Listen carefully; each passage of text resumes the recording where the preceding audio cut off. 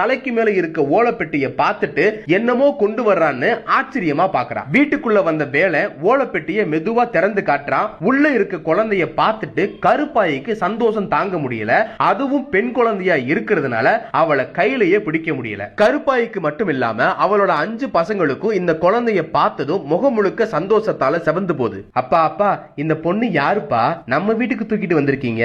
இனிமே இந்த குழந்தை இங்கதான் இருக்க போதா? எங்க கூட தான் வளர போதா? இது எங்களுக்கு தங்கச்சியா?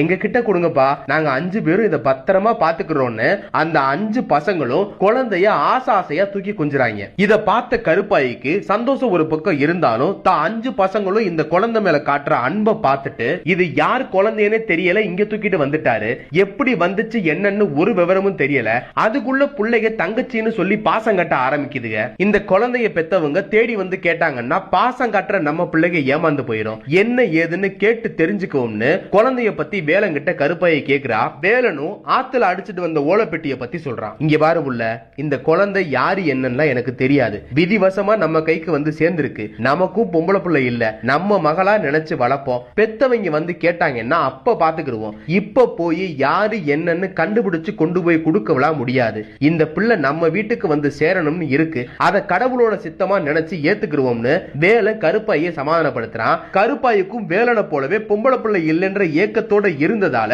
குழந்தையை ஏத்துக்கிற சம்மதிக்கிறான். பிள்ளைக்கு தேவைப்பட்ட அத்தனையும் அவ வருமானத்துக்கு உட்பட்டு பார்த்து பார்த்து செய்யறான். கேட்டதெல்லாம் வாங்கி கொடுத்து இளவரசி மாதிரி பாத்துக்கிறான். அப்பா அம்மா அண்ணன் 5 பேருன்னு 7 பேரும் மாத்தி மாத்தி கொட்டுற பாசத்தை திகட்ட அனுபவிச்சு அந்த குழந்தைய வளர்ந்துகிட்டே வருது. கண்ணை மூடி கண்ணை திறக்கிறதுக்குள்ள 14 வருஷம் ஓடி போயிருது. கை குழந்தையா இருந்தவ விவரம் தெரியற குமரியா வளர்ந்து நிக்கிறா. அண்ணன் 5 பேரும் வாட்ட சாட்டமா இளந்தாரியா வளர்ந்து நிக்கிறான். இப்ப இந்த வேலன் குடியிருக்கிற வடுகநாயக்கன்பட்டி பகுதியை ஒரு குறுநில மன்னன் ஆட்சி பண்ணிக்கிட்டு வர்றான். அவன் தான் மக்களோட வாழ்வு நிலையை பத்தி தெரிஞ்சுக்கிறதுக்காக மாறு வேஷத்துல நகர்வலம் வர்றது வழக்கம். அப்படி ஒரு நாள் மாறு வேஷத்துல குதிரை ஏறி நகர்வலம் வரும்போது வீதியில விளையாடிக்கிட்டு இருந்த ஒரு பொண்ணை பார்க்கறான். மாறு வேஷத்துல இருக்க இந்த மன்னன் அந்த பொண்ணோட குறும்புத்தனத்தையும் சிரிப்பையும் அழகையும் பார்த்து தன்னையே மறந்து அதே இடத்துல அந்த பொண்ணு கிட்ட மனசை பறி கொடுக்கறான். அவளையே கல்யாணம் பண்ணிக்கவும் ஆசைப்படுறான். மாறு வேஷத்துல இருக்க தான் யாருன்னு தெரிஞ்சிடக்கூடாதுன்றதுக்காக அந்த இடத்துல எதுவும் பண்ணாம அரண்மனைக்கு திரும்பி வரான். அரண்மனைக்கு வந்ததுமே அரண்மனை வீரன் ஒருத்தனை கூப்பிட்டு